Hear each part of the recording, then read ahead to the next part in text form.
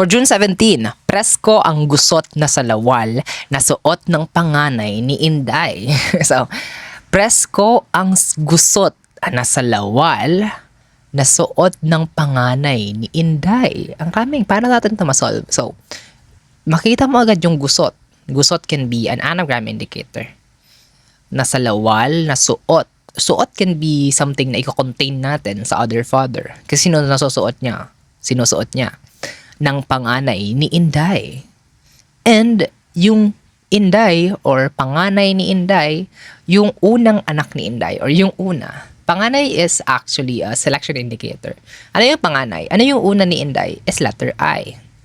I, and then gusot na salawal. Can be salawal is our father. Okay, salawal. Salawal. Okay, tama na. Okay. Salawal na suot. Okay. If we gusot this, or if we anagram this, we will get the word presko or aliwalas. Maaliwalas. Kasi nandito yung salawal, and then yung I na panganay ni Inday. So this is, let's check this one. See you tomorrow.